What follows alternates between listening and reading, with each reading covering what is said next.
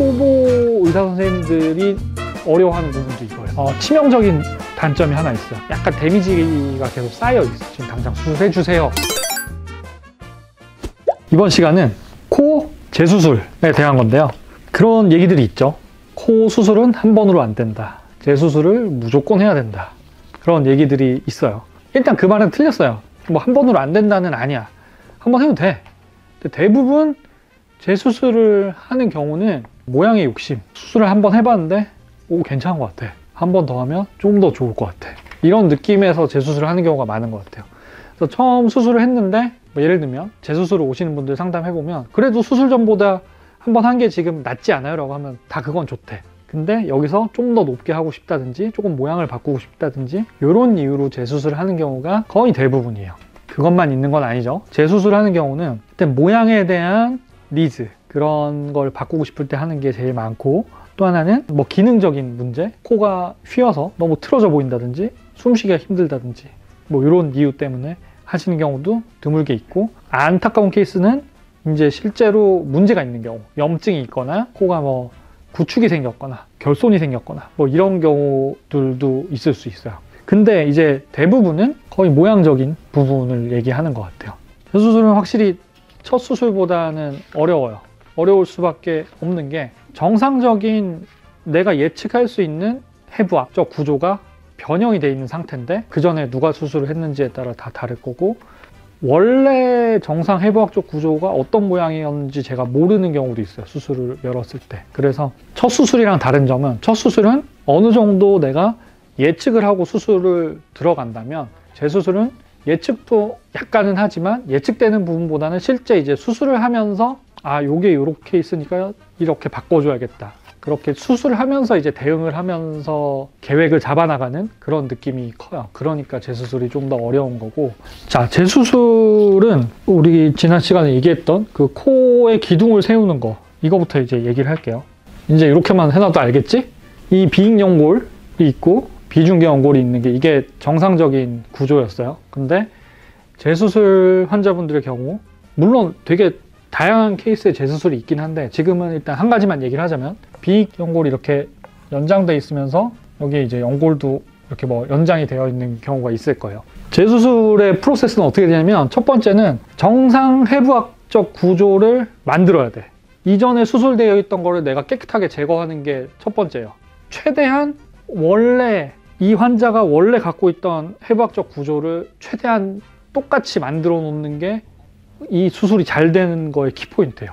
제일 큰 게 하나가 흉살이에요. 코 안에 흉살이 굉장히 많이 생겨 있어. 왜냐면 이게 수술이라는 게 안에 상처를 막 내는 거잖아. 그래서 상처를 내놓으니까 그 안에 흉터가 막 생긴단 말이야. 그게 코 안쪽에서도 생겨요. 그 흉살 조직을 충분히 잘 제거를 하고 이 연골들, 연장되어 있는 것들도 다 풀러놔요. 풀고 다시 정상 구조물로 만들어. 이게 제대로 안 되고 흉살이 정리가 제대로 안 되면 모양이 예쁘게는 안 나와요. 쉽게 말해서 흉살이 남아있는데 거기에 또 내가 수술해서 만들면, 내가 만들고 또 흉살이 생기잖아. 그럼 흉 조직이 두 배로 생기는 거잖아. 그만큼 코 안에가 뭔가 둔탁하고 두꺼운 느낌이 나요. 이거를 충분히 잘 제거해 주는 게 제일 중요하고, 이게 제일 어려운 부분이야. 초보 의사 선생님들이 어려워하는 부분도 이거예요. 왜냐면 이 박리 부분을 그렇게 깨끗하게 하지 않아도 어느 정도 모양을 만들 수가 있어, 코 모양을.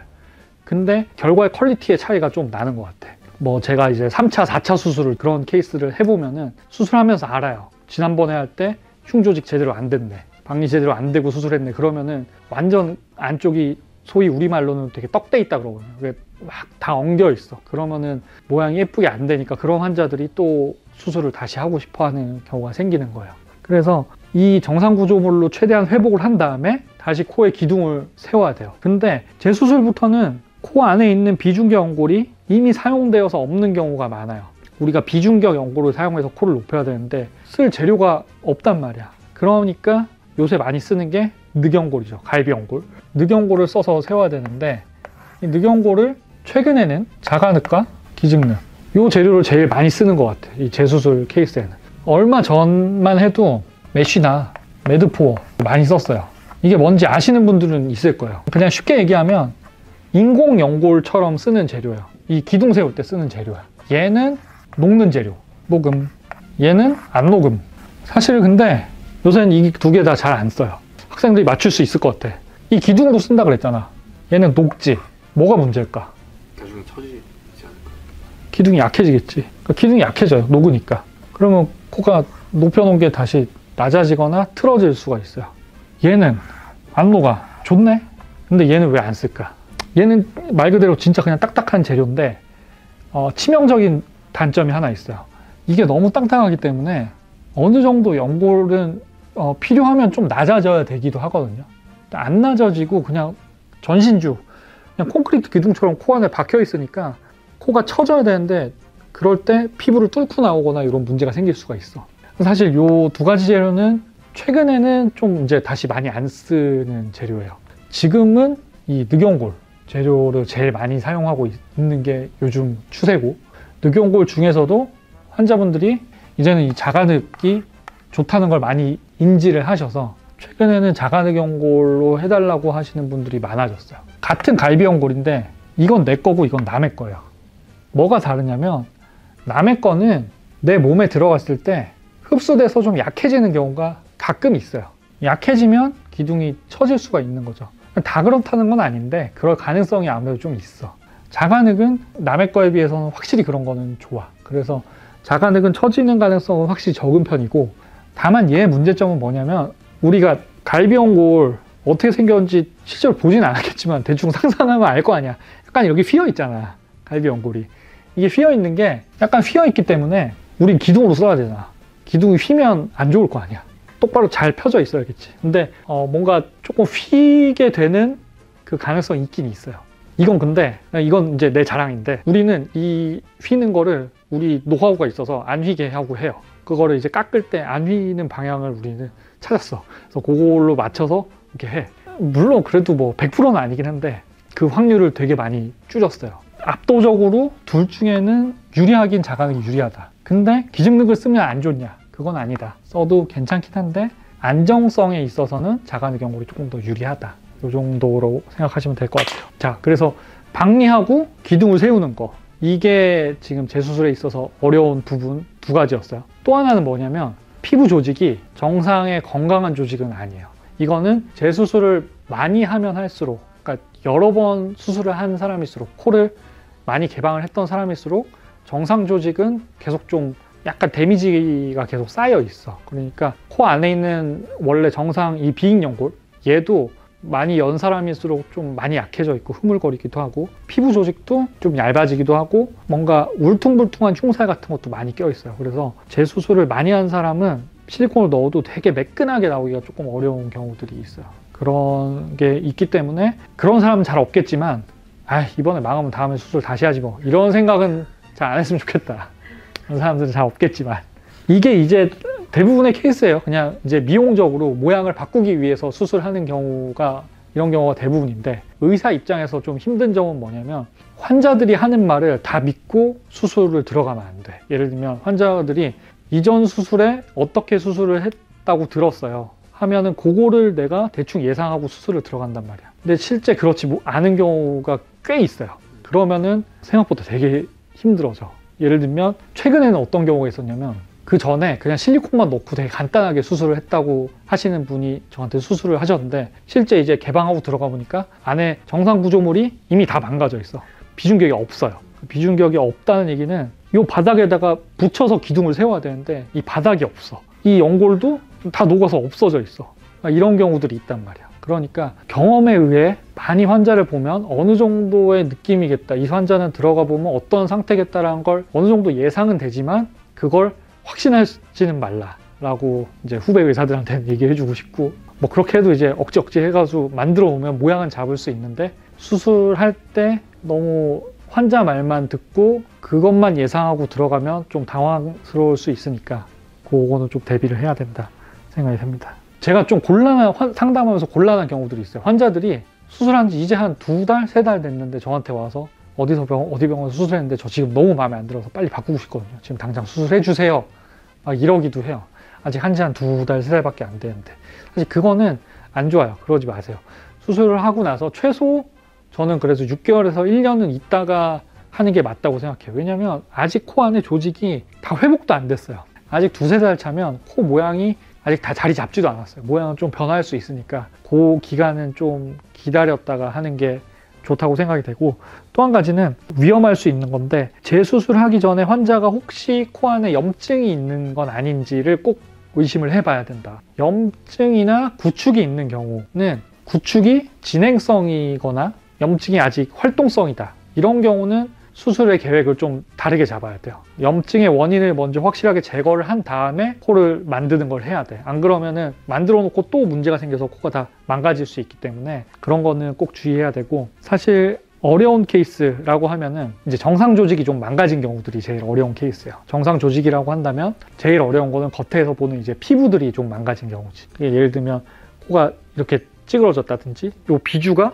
이렇게 말려 들어갔다든지, 피부 조직이 문제가 있는 경우들이 제일 어려워. 아까 우리 1교시에도 얘기했지만 피부는 의사가 바꿀 수가 없어요. 그러니까 피부 조직이 문제가 생기는 경우는 환자가 욕심을 내려놓고 최대한 이상한 모양을 정상화시키는 데 초점을 맞춰서 수술을 해야 돼요. 이거를 욕심을 내서 무리해서 억지로 하다 보면은 오히려 더 탈날 수 있다. 그래서 제가 그런 환자들은 오셔도 너무 욕심내지 말라 그러고 정상화시키는 거에만 초점을 맞춰서 수술을 하되, 거기서 조금 여유가 있으면 조금 더 모양도 잡아볼게요. 이 정도로 이제 상담을 하고 있어요. 자, 그러면은 여러분들이 제일 궁금해할 거에 대한 걸 얘기해 볼게요. 재수술하면 좋아지냐? 그게 제일 궁금할 거 아니에요. 어쨌든 고생을 한 번 더 해야 되는데, 대부분 재수술하면 좋아집니다. 그리고 생각보다 드라마틱하게 좋아지는 경우들도 꽤 많아요. 근데 의사 입장에서는 재수술 환자일수록 좀 더 보수적으로 상담하게 돼. 아까 얘기했지만 내가 예측을 할 수가 없는 상황들이 있단 말이야. 수술장 안에서 열었을 때 환자 이미 수면돼 있고 환자랑 대화할 수가 없는데 코를 열었는데 예측하지 못한 상황이 있을 수 있기 때문에 최대한 좀 상담은 보수적으로 하지만 생각보다 수술해보고 결과가 좋게 나오는 경우는 많은 것 같아. 그래서 그거는 다행인데, 그렇다고 이걸 너무 쉽게 생각할 거는 전혀 아니에요. 재수술은 아무래도 첫 수술 케이스보다는 회복에도 좀 더 신경 써야 되고, 내 조직이 데미지가 많은 상태라는 걸 본인이 인지하고 있어야 돼. 그래야지 첫 번째 수술할 때는 잘 회복되는데 재수술은 왜 이렇게 회복이 안 돼요? 당연히 그럴 수도 있어요. 그렇기 때문에 결국엔 이게 수술이란 말이죠. 요새는 이게 너무 이게 접근하기 쉬워져서 어떤 분들은 좀 가볍게 여기는 경우가 많은데 꽤 큰 수술이에요. 코 수술하는 거. 그러니까 이게 너무 가볍게 생각할 건 아니에요. 그렇다고 망하면 어떡하지 막 이럴 건 아니지만, 수술 후에 관리도 좀 철저히 하는 게 필요하고, 첫 수술보다는 잘 하는 말이 있던데 너무 욕심 부리지 말라 그래요. 환자들한테 상담할 때는 너무 욕심 부리지 말고, 다만 원하시는 걸 얘기하시면 제가 수술하면서 가능한 부분에선 최대한 하겠다, 이렇게 하면 제 케이스의 경우에는 보통 반 이상으로는 내가 기대했던 것보다는 조금 더 잘 나와. 좀 보수적으로 기대하고 있기 때문에. 그렇지만 좀 내가 케어를 잘 한다는 마음으로 수술을 하시는 게 좋겠다. 궁금한 거 있어요? 저는 궁금한 게 재수술은 저희 병원은 CT를 촬영하고 첫 수술은 안 찍는 경우가 많아요. 맞아요. 그러면 재수술만 CT를 찍는 이유가 있을까요? 그게 두 개 다 이유가 되는데, 재수술만 CT를 찍는 이유는 아까 얘기했던 거랑 비슷해요. 첫 수술은 내 머릿속에 대충 그 정상 해부학적 구조가 있기 때문에 안 찍어도 돼. 열어서 들어가서 보면 다 예측 가능한 범위 내에 있어요. 근데 재수술은 그게 아니야. 그래서 CT 찍어서, CT에서 사실 정보를 엄청 많이 주진 않는데 그래도 최대한 정보를 많이 얻고 수술을 들어가려고 하는 거지. 예를 들면 이 사람이 나는 실리콘을 썼다고 알고 있는데 CT 찍어보면 고어텍스를 사용한 경우도 있고, 자기는 비중격 연고를 안 쓰고 괜찮다고 하는데 어떤 경우는 비중격에 뭐 천공이 있거나 이런 게 발견되는 경우도 있고, 그래서 재수술 케이스는 CT를 통해서 정보를 최대한 얻고, 반대로 첫 수술의 경우는 저는 굳이 안 찍어도 된다고 생각해요. 어쨌든 이게 CT가 엑스레이를 째는 건데 첫 수술 환자한테까지는 안 찍어도 되는 것 같아. 이게 수술에 대한 얘기는 하자면 진짜 끝이 없기는 해요. 그래서 요즘에 많이 하는 우리 그 비중격 연장술의 경우에 하는 재수술에 대한 얘기를 간단히 한 거지만 대부분 이거에서 크게 벗어나지 않을 거예요. 그리고 보통 이제 재수술을 계획하시는 분들은 지금의 코에 대한 불만이 첫 수술 환자보다 조금 더 높은 것 같기도 해요. 그래서 오히려 재수술 환자들이 좀 더 만족도가 높은 경우는 있어요. 근데 뭐 이거는 케바케이긴 하니까. 의사가 아무리 잘해도 환자가 관리를 못하면 꽝입니다. 그거는 꼭 잘 알아두시고, 상담은 보수적으로 하되 또 너무 좌절하지는 말아라 정도 얘기해주고 싶네요. 여기까지 끝!